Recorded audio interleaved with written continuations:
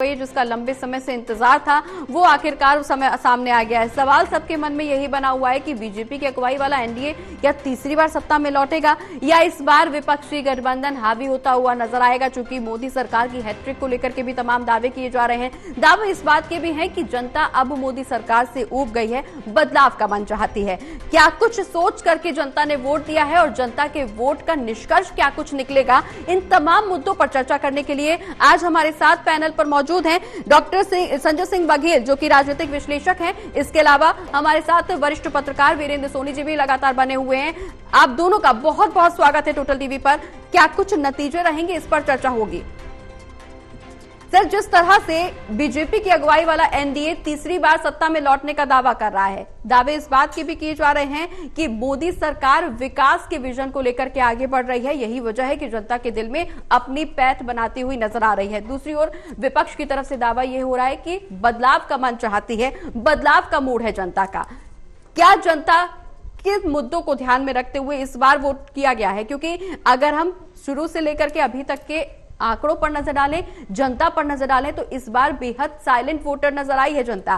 क्या कुछ माहौल यहां पर देखने को मिल सकता है? वीरेंद्र जी, देखिए, जहां तक हरियाणा की बात है तो हरियाणा में इस बार जो है, देखिए, भारतीय जनता पार्टी की सरकार थी जी और केंद्र में भी थी, मतलब डबल इंजन की सरकार थी। इसके बावजूद भी हरियाणा की जो स्थिति है वो नरेंद्र मोदी का करिश्मा तो है, लेकिन राज्य सरकार के खिलाफ आक्रोश भी है, मतदाताओं में नाराजगी भी है। तो इसलिए हरियाणा का जो चुनाव है इस बार काफी रोचक है और कांटे का है। इस बार जो है तमाम सर्वेक्षण हो, एग्जिट पोल हो, सब अलग अलग जो आकलन कर रहे हैं और आज तो सब परिणाम सामने आ ही जाएगा। और ये बात इस बार जो है, ये किसान आंदोलन का मुद्दा था, महिला पहलवानों से दुर्व्यवहार का मुद्दा था और भ्रष्टाचार का मुद्दा था। हरियाणा के संदर्भ में हम चर्चा कर रहे थे तो हरियाणा में देखिए डबल इंजन की सरकार होने के बावजूद भी लोगों का मोदी के प्रति आकर्षण कम नहीं हुआ। चाहे वो हिसार हो, चाहे रोहतक हो, चाहे सिरसा हो, जो जाट बहुल्य क्षेत्र थे वहां भी नरेंद्र मोदी का प्रभाव स्पष्ट दिखाई दे रहा है। देखिए, हरियाणा के शहरी क्षेत्रों में तो है ही है, लेकिन ग्रामीण क्षेत्रों में भी उनके प्रभाव में आभा मंडल में कमी नहीं आई है। और यह बात मानी जा रही थी कि जब चुनाव की घोषणा हुई थी तो भारतीय जनता पार्टी का मनोबल काफी ऊंचा था और जब भारतीय जनता पार्टी ने अपने उम्मीदवार तय कर दिए, कांग्रेस के उम्मीदवारों की घोषणा नहीं हुई, तब भी भारतीय जनता पार्टी का मनोबल काफी ऊंचा था। मनोहर लाल जी कह रहे थे कि मैदान दंगल में कोई जब प्रत्याशी ना आए, पहलवान ना आए तो मजा नहीं आ रहा। लेकिन अंततः धीरे धीरे जो है कांग्रेस ने भी इस चुनाव के अंदर काफी अपनी उपस्थिति दिखाई है और गंभीरता से चुनाव लड़ा है और कांग्रेस ने मुकाबले पर लाकर खड़ा कर दिया है। कुछ सीटें ऐसी हो गई है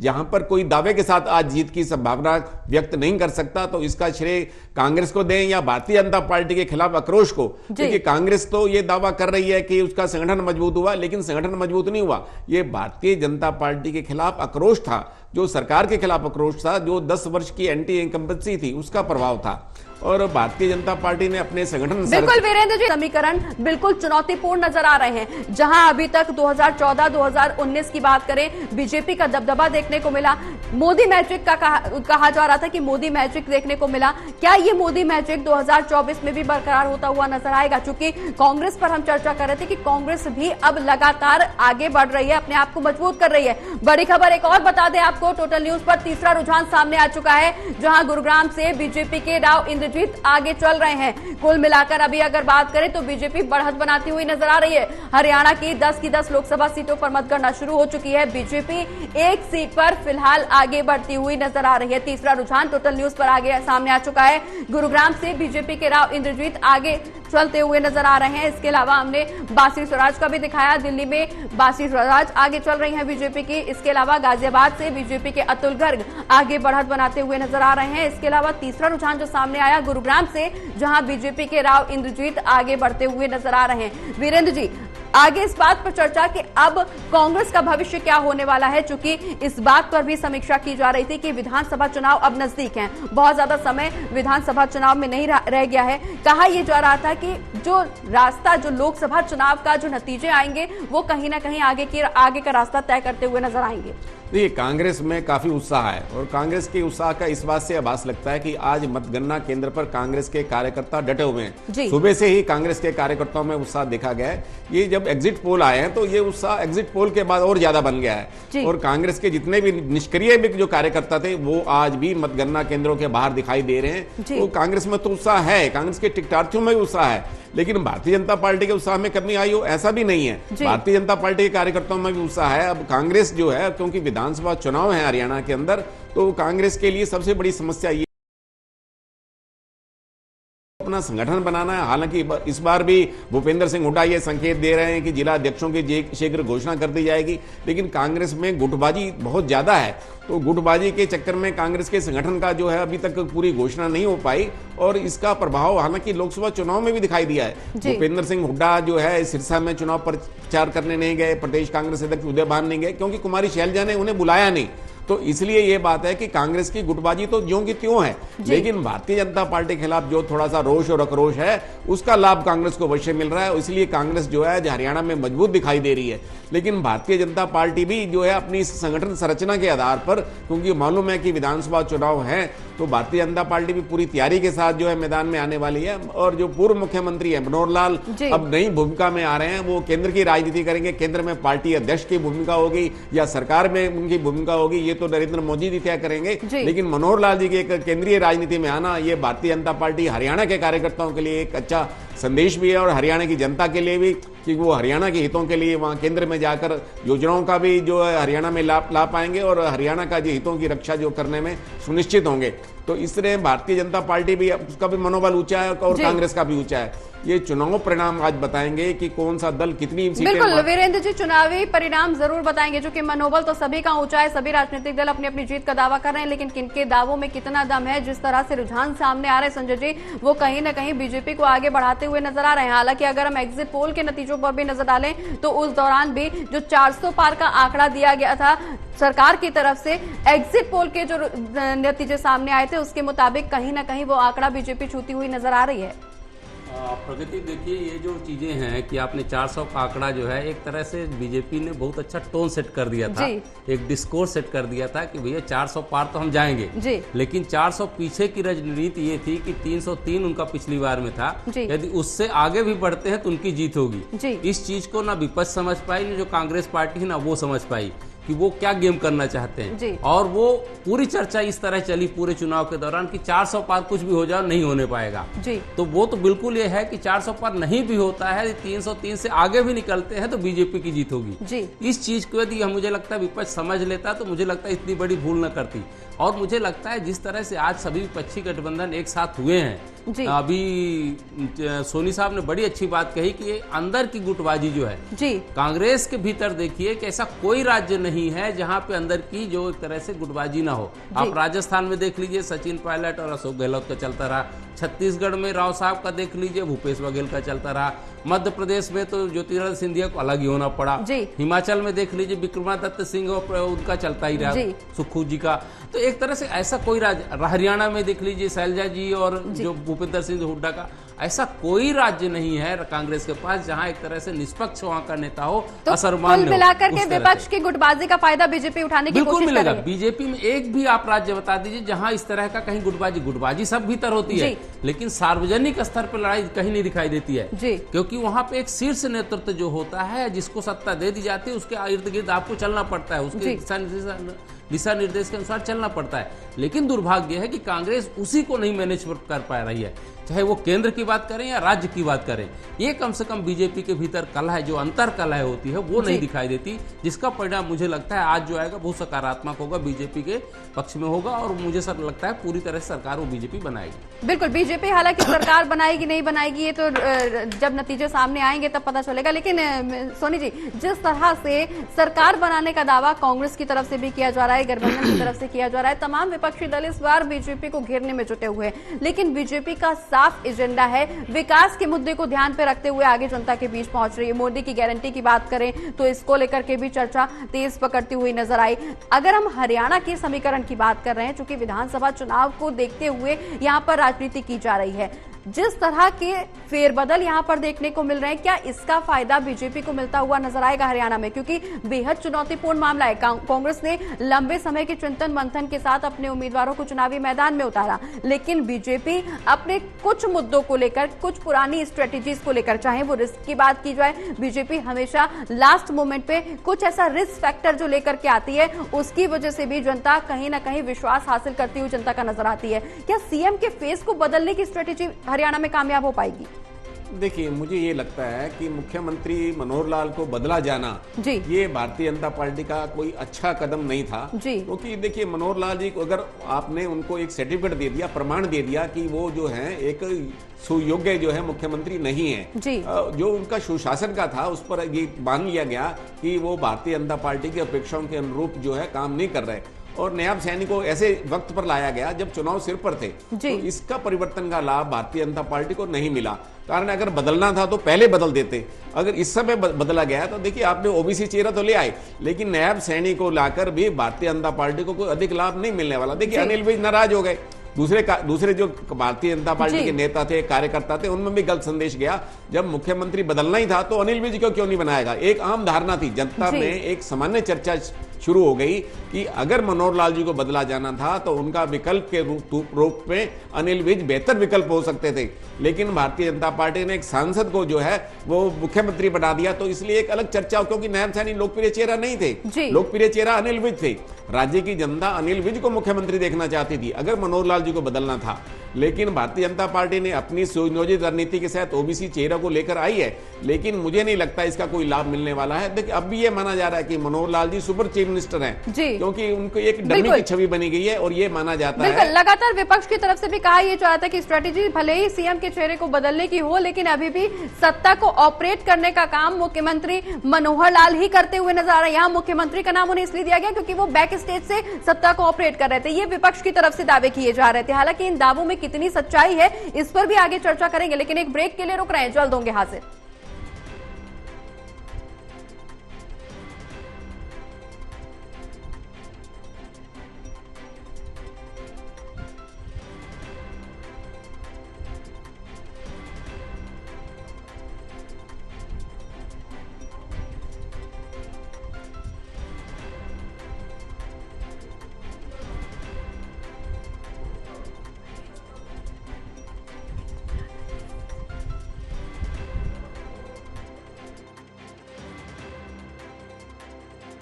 अपने दर्शकों को दिखा दें, जहां 400 पार के नारे को लेकर के अब यहां पर प्रधानमंत्री नरेंद्र मोदी की जीत को लेकर के हवन यज्ञ शुरू हो गया है। जिस तरह से प्रार्थना की जा रही है पीएम मोदी की जीत को लेकर के, हवन यज्ञ पूजा पाठ करते हुए लोग नजर आ रहे हैं। चर्चा हम लगातार कर रहे हैं कि आखिर कौन जीतेगा, किसकी अगुवाई में इस बार सरकार बनेगी, क्योंकि लगातार तमाम राजनीतिक दल दावे कर रहे हैं। वीरेंद्र जी चर्चा में हरियाणा की कर रहे थे, जिस तरह से हरियाणा में रिस्क फैक्टर लिया गया, जिस तरह से हम चर्चा कर रहे थे कि सीएम को बदला गया। चूंकि सिर्फ ये हरियाणा के लिए नई बात नहीं है, इससे पहले भी कई राज्यों में बीजेपी की तरफ से ये एक्सपेरिमेंट किया जा चुका है और उसका फायदा भी बीजेपी को मिला है। हरियाणा में क्या ऐसी कमी रही जो इस सीएम के बदलाव को लेकर के जो स्ट्रेटेजी बीजेपी ने अपनाई, इसका फायदा कुछ कम देखने को मिल रहा है? उसका कारण था जो ये समय था, जो टाइमिंग थी वो गलत थी जी। और देखिए, भारतीय जनता पार्टी में अगर मनोहर लाल जी के बाद लोकप्रिय थे तो अनिल विज थे। तो मतलब ये एक सामान्य धारणा थी कि अगर कहीं नेतृत्व परिवर्तन की स्थिति आती है तो अनिल विज ही मुख्यमंत्री बनेंगे। एक अनिल विज के बारे में एक सामान्य लोकप्रियता थी, लेकिन नायब सैनी के बारे में तो कोई चर्चा करता भी नहीं था, क्योंकि वो एक सांसद थे।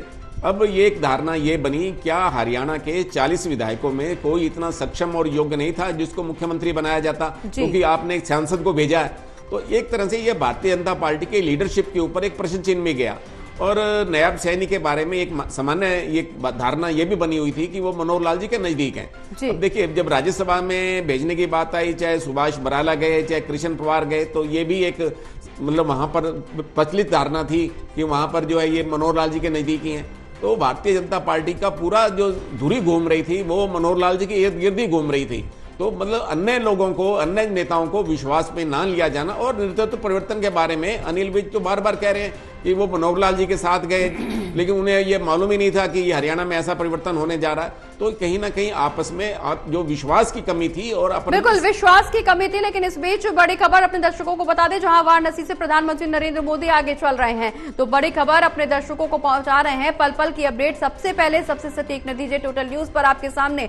वाराणसी से प्रधानमंत्री नरेंद्र मोदी आगे चलते हुए नजर आ रहे हैं। नई दिल्ली की बात करें तो यहां से बासी स्वराज का दबदबा अभी भी बरकरार है। इसके अलावा गाजियाबाद से अतुल गर्ग बीजेपी की तरफ से आगे चल रहे हैं, गुरुग्राम से राव इंद्रजीत सिंह आगे चल रहे हैं और वाराणसी से अपने रुझान सामने आ गए हैं, जहां प्रधानमंत्री नरेंद्र मोदी फिलहाल आगे चल रहे हैं। तो उत्तर प्रदेश की एक सीट पर रुझान आना सामने शुरू हो गया है, जहां वाराणसी की तस्वीर प्रधानमंत्री नरेंद्र मोदी आगे बढ़त बनाते हुए नजर आ रहे हैं। संजय जी, जिस तरह से दिल्ली की राजनीति की अगर हम बात करें, चुनाव के दौरान दिल्ली की राजनीति में हालांकि कहा यह गया कि आम आदमी पार्टी और कांग्रेस गठबंधन के साथ चुनावी मैदान में बीजेपी को कड़ी शिकस्त दी जाएगी, लेकिन इतना उथल पुथल कांग्रेस के लिए भी और आम आदमी पार्टी के लिए भी, क्या ये नुकसान पहुंचाएगा इन चुनावी नतीजों में?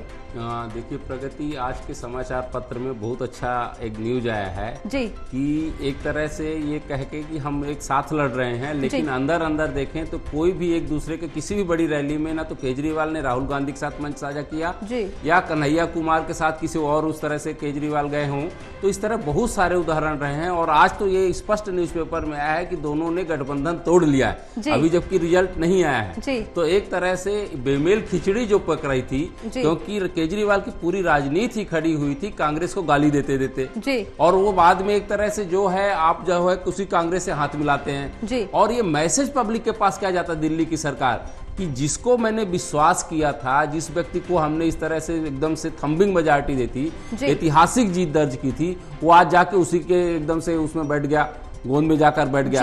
तो एक तरह से जो अनमेल गठबंधन बना था उसका बहुत अच्छा परिणाम आने वाला नहीं है। एक दो जगह जरूर कुछ अपने लेवल पर, अपने स्तर पर कोई जीतने की कोशिश कर ले, जैसे कह रहे थे कि चांदनी चौक की सीट जो है तो हो सकता है फंस सकती है, ये अपना कन्हैया कुमार मनोज तिवारी वाली सीट फंस सकती है, लेकिन मुझे लगता है लास्ट में आते आते वो भी सीट एक तरह से क्लियर हो गई है कि अल्टीमेटली यहाँ जो एक तरह से चुनाव लड़ा गया वो मोदी के फोर्स पे लड़ा गया, वो व्यक्ति पर नहीं लड़ा गया, न जाति पर लड़ा गया, न क्षेत्र पर लड़ा गया, न धर्म पर लड़ा गया। ये कहीं ना कहीं आपने बहुत अच्छी बात कही कि विकास के मुद्दे पर लड़ा गया, राष्ट्र सर्वोपरि है उसके लिए लड़ा गया, हिंदुत्व के नाम पे लड़ा गया, एक तरह से वैश्विक पहचान जो बनी उसके लिए बढ़ा गया।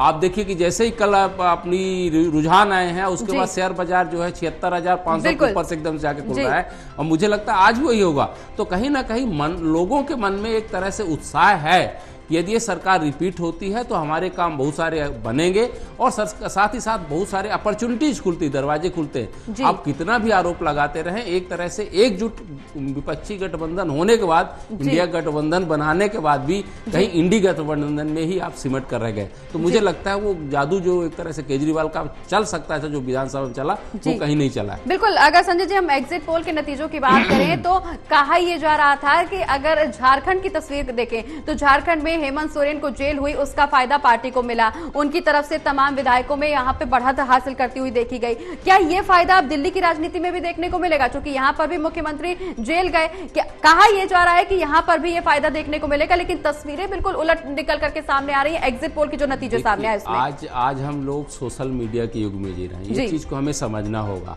आज का जो वोटर है उसमें से 35%, 60% वोटर 35 एज से कम है, 35 साल से कम है।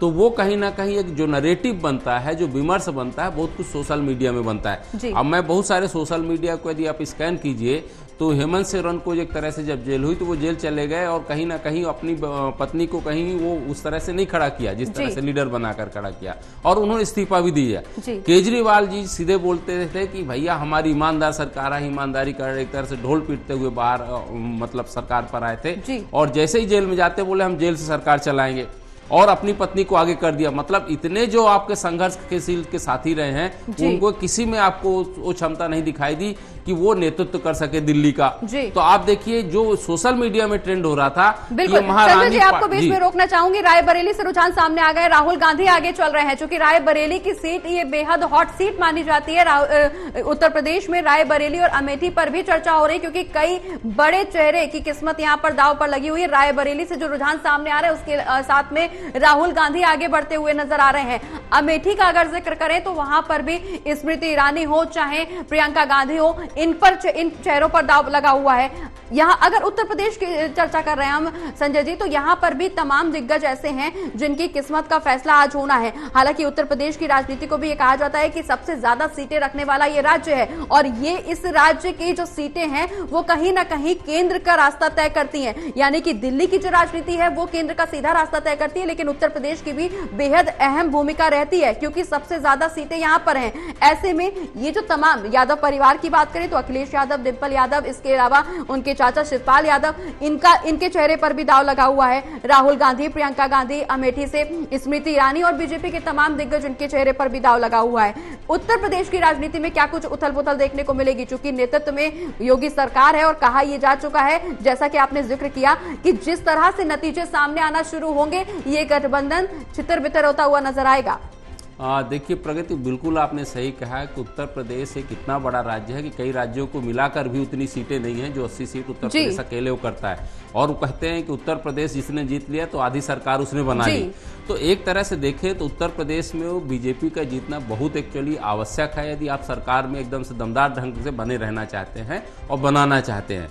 उसका एक बहुत बड़ा रीजन यही था कि सबसे बड़ी सीटें हैं। दूसरा, जिस तरह की वहाँ की राजनीति की बात करें, कुछ मुझे लगता है कि राजनीति चाहे आप कितना भी गठबंधन कर लें, क्योंकि उत्तर प्रदेश में आज के डेट पे कांग्रेस का कोई अस्तित्व तो नहीं बचा था, क्योंकि थोड़ा बहुत जो था तो एक तो यादव परिवार का रहा, अखिलेश यादव, मुलायम सिंह यादव की पार्टी रही है, अब फिर ममता बनर्जी, माया देवी के। तो माया देवी देखिए वहां से एक तरह से बिल्कुल एक तरह सक्रिय नहीं दिखी है पूरे चुनाव में। कहीं देखिए चाहे वो विधानसभा का रहा हो चाहे एक तो लोकसभा का रहा हो, कहीं एक तरह से उनकी पार्टी बहुत ज्यादा सक्रिय नहीं रही है। थोड़ा बहुत अखिलेश यादव एकदम मैदान में उतरे, कांग्रेस के साथ उतरे, लेकिन वो भी उस तरह से मुझे लगता है जिस तरह जो जोश होना चाहिए, जिस तरह बीजेपी अपना स्ट्रेटजी बनाकर चलती, वो भी कहीं नहीं दिखता। और रहा जहां तक यादव और मुस्लिम का एक तरह से गठजोड़ की कि उसके माध्यम से आप आगे निकल जाएंगे और कांग्रेस के कुछ वोट वहां चले जाएंगे, तो मुझे लगता है अभी जो ये इलेक्शन है ये विधानसभा का इलेक्शन नहीं है, क्योंकि विधानसभा के इलेक्शन में आप इस तरह की चीज़ों को गठजोड़ करके कुछ इम्पैक्ट आप डाल सकते हैं, प्रभाव डाल सकते हैं।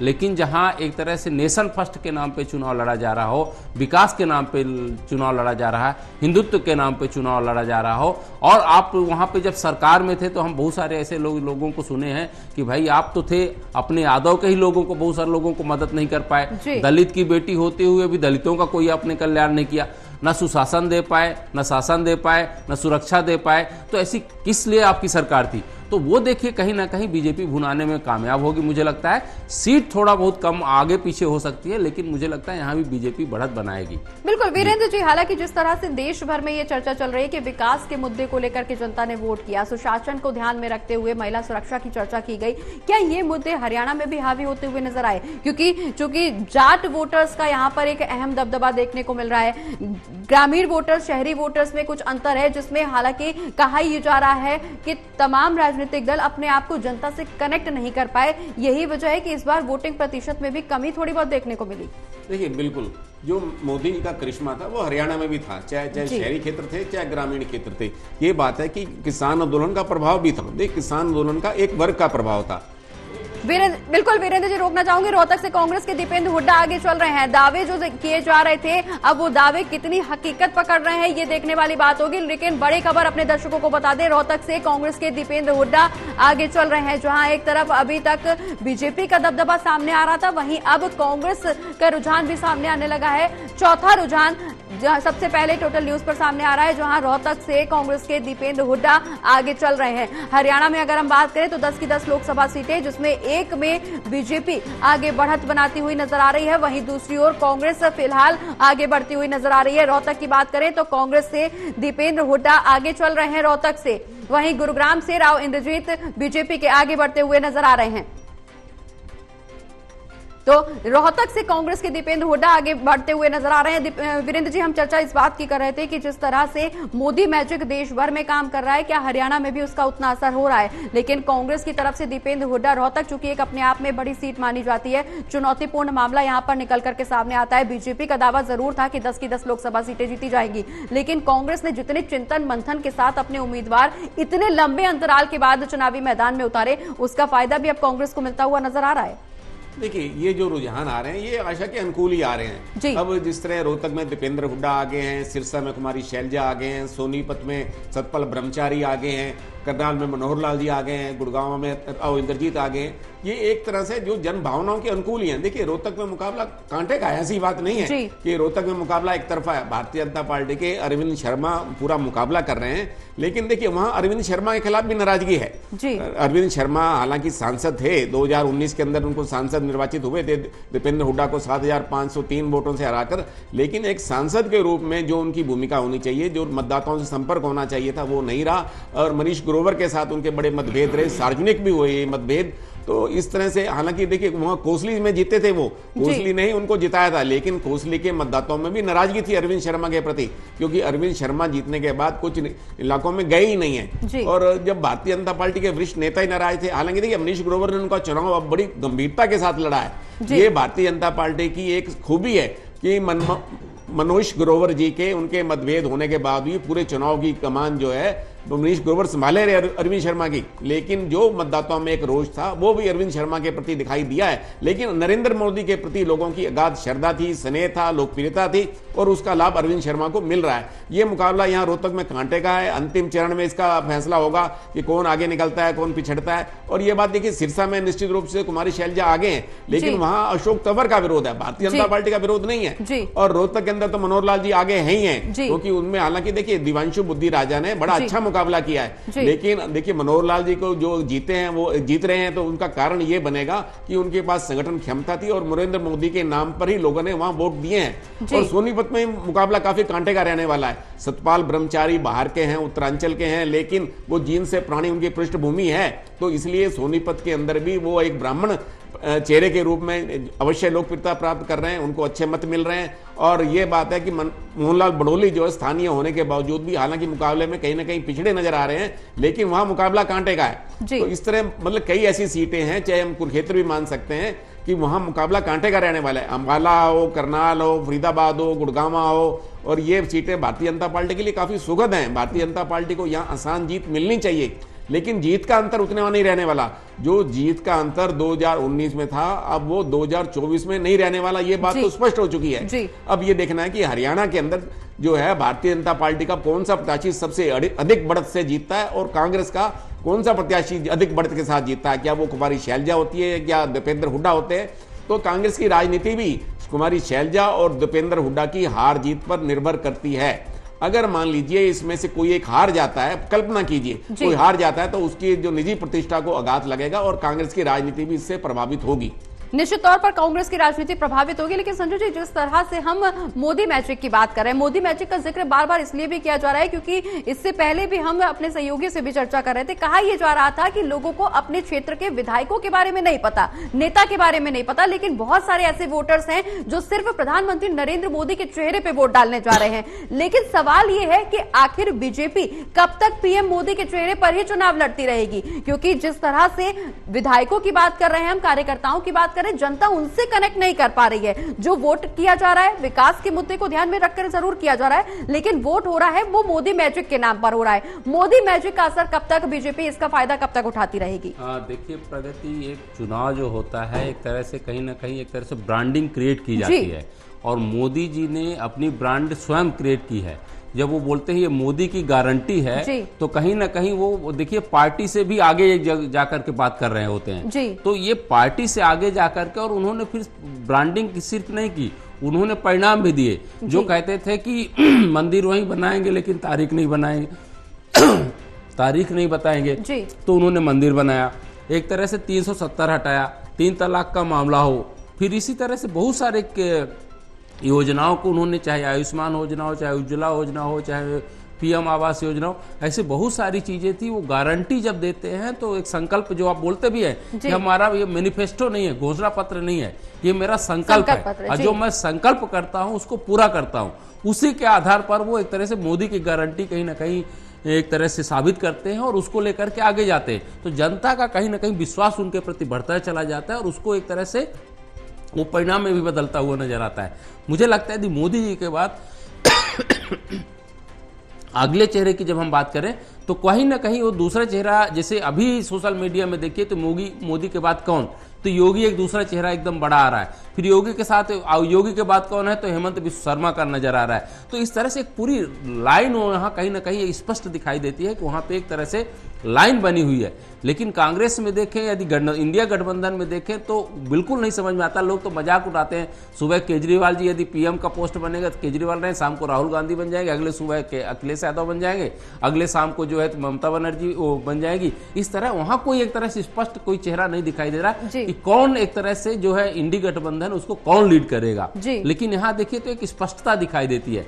और आज की जनता जो है कहीं ना कहीं इतनी शिक्षित है, सोशल मीडिया से कनेक्टेड है, ऐसे अशिक्षित भी है तो उसको पास इतनी समझ है कि भाई हमारे हित में कौन काम कर रहा है, देश हित में कौन काम कर रहा है। क्योंकि आज तक देखिए पूरा इतिहास जो रहा है, कहीं परिवारवाद कर रहा, वंशवाद कर रहा, स्वयं के लिए अपना काम करने के लिए रहा, लेकिन राष्ट्र की कोई नहीं सोचता था, विकास की कोई नहीं सोचता था। आज देखिए चाहे रोड हो, चाहे बिजली हो, चाहे पानी हो, चाहे पीएम विकास योजना हो, चाहे गैस हो, सिलेंडर हो, जो भी इस तरह की आयुष्मान योजना हो, आज जो है एक बड़े बड़े जो निर्णय लिए गए हैं तो उसमें कहीं ना कहीं लोगों संजय जी चर्चा इस बात की कर रहे थे मोदी की गारंटी, क्योंकि देश भर में चूंकि मोदी की गारंटी को लेकर के एक जनता में विश्वास पैदा हुआ है। क्या वजह है जो हरियाणा में इसकी कमी देखने को मिली? क्योंकि किसान आंदोलन एक बड़ा मुद्दा रहा, अगर बीजेपी कहीं से चोट खाएगी तो किसान आंदोलन उसमें अहम भूमिका जरूर निभाएगा। बिल्कुल, देखिए किसान आंदोलन की भूमिका तो है, इसका हमें प्रभाव जो है चुनाव वहन के दौरान भी दिखाई दिया।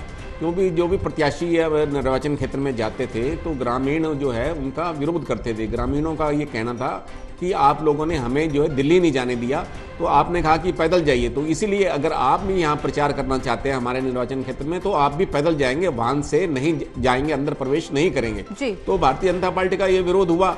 तो इस विरोध पर देखिए करनाल में तो इस तरह के विरोध पर सफलता पाली, और कुछ जगह थी जहां पर हिसार था, सिरसा था, वहां मुखर विरोध हुआ, कुरुक्षेत्र में भी मुखर विरोध हुआ, और अंबाला में तो अनिल विज को भी घेर लिया। तो इस तरह देखिए ये रोष तो था ही था। और बाकी जगह हम देखेंगे लोगों में नाराजगी तो थी, लेकिन नाराजगी के साथ साथ लोगों ने भारतीय जनता पार्टी को वोट भी दिया है। मतलब भारतीय जनता पार्टी की आलोचना भी की है, नाराजगी भी दी है, और वोट भी भारतीय जनता पार्टी को दिया है। इस तरह का भी एक वोटर था, एक वर्ग ऐसा भी था जो भारतीय जनता पार्टी से मतलब उनकी आलोचना करता था, कह लीजिए गाली देता था, लेकिन उसने वोट भी भारतीय जनता पार्टी को दिया। तो एक तरह की ये आस्था थी, ये नरेंद्र मोदी के प्रति आस्था थी। लोगों को ये लगता था कि नरेंद्र मोदी के नेतृत्व में ही जो देश सुरक्षित है। देखिए बाकी जो है इंडिया गठबंधन की ओर से तो प्रधानमंत्री पद का कोई चेहरा था ही नहीं, भारतीय जनता पार्टी के लिए नरेंद्र मोदी स्पष्ट चेहरा था। तो लोगों का एक विश्वास बना हुआ था, वो विश्वास का लाभ भारतीय जनता पार्टी को मिला है। वो शहरी क्षेत्रों में पूरा दिखाई दिया, और इसका असर ग्रामीण क्षेत्रों में भी कम या जो है ज्यादा अवश्य दिखाई दिया, इसका भी असर हुआ है। तो कुल मिला के जाए ये चुनाव भी मोदी के नाम पर ही लड़ा गया है, मोदी के नाम और काम पर ही लड़ा गया है। हरियाणा में हम कहेंगे मनोहर लाल जी के काम पर चुनाव लड़ा गया, ऐसा नहीं है। मनोहर लाल जी की लोकप्रियता। बड़ी खबर अपने दर्शकों को बता दें सोनी जी, दक्षिण दिल्ली से आम आदमी पार्टी के सही राम आगे चल रहे हैं। रामवीर सिंह बिदूड़ी 1231 वोटों से पीछे चल रहे हैं। दक्षिण दिल्ली से बड़ी अपडेट सामने आ रही है, जहां आम आदमी पार्टी के सही राम आगे हैं। रामवीर सिंह बिदूड़ी 1231 वोटों से पीछे चल रहे हैं। तो अब दिल्ली के रुझान भी सामने आना शुरू हो गए हैं, जहां शुरुआती रुझान के मुताबिक रामवीर सिंह बिदूड़ी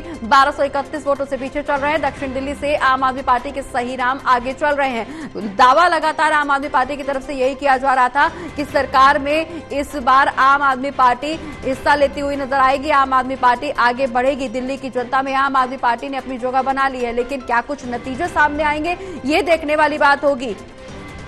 शहनवाज खान हमारे सहयोगी हमारे साथ फोन लाइन पर जुड़ गए। शहनवाज, दक्षिण दिल्ली से जो रुझान सामने आए उसके मुताबिक आम आदमी पार्टी अब आगे बढ़ती हुई नजर आ रही है। रामवीर सिंह बिदूड़ी 1231 वोटों से पीछे चल रहे हैं। देखिए जिस तरीके से रामवीर बिदूड़ी 1231 वोट से पीछे चल रहे हैं, अभी सही राम पहलवान जो है यहाँ पे पहुंचे हैं। उन्होंने कहा है कि 1 लाख वोट से जो है मैं जीत रहा। जब उनसे पूछा गया कि इंडिया गठबंधन से 700, बोले कि 700 सीट इंडिया गठबंधन जीतेगी। बताएं।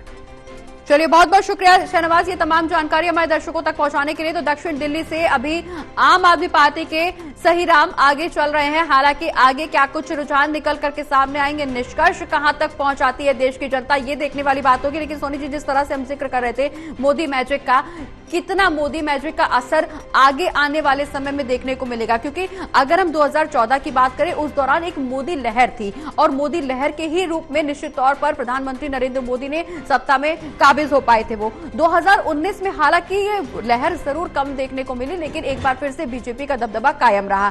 2024 में क्या तस्वीर निकल करके सामने आएगी? क्या मोदी की गारंटी का असर हरियाणा में भी देखने को मिलेगा? और कब तक मोदी की गारंटी के आधार पर बीजेपी अब अपनी बढ़त आगे बढ़ाती हुई नजर आएगी? देखिए, लोकसभा चुनाव में जब 2014 में मोदी की लहर थी तो भारतीय जनता पार्टी को 7 सीटें मिली थी जी। 2 पे इंडियन नेशनल लोकदल और 1 सीट कांग्रेस की दीपेंद्र हुड्डा ने जीती थी।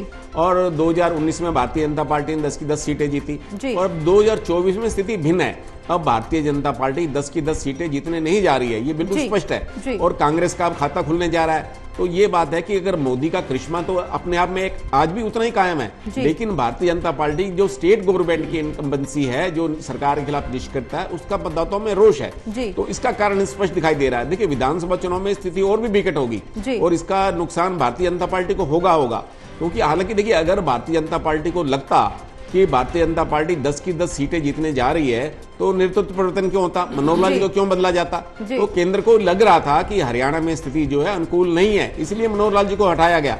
अब देखिए, अभी मनोहर लाल जी तो खुद ही कह रहे हैं कि मैंने तो बहुत पहले कह दिया था कि ये दायित्व किसी को और को दिया जाए, नए लोगों को आगे आना चाहिए। तो लेकिन इस समय के जो बदला जाना ये निश्चित था कि भारतीय जनता पार्टी के नेतृत्व को लग गया कि मनोहर लाल जी के नेतृत्व में इतनी क्षमता नहीं है कि वो 10 की 10 सीटें जीते, तो इसलिए उनको बदला गया।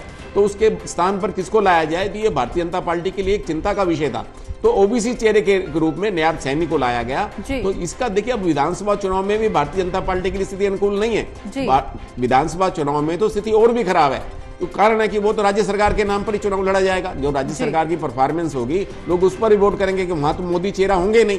विधानसभा चुनाव में तो मोदी चेहरा नहीं होंगे। वो अगर मनोहर लाल जी के कामकाज के आधार पर दिए जाते हैं तो भी लोग संतुष्ट नहीं है।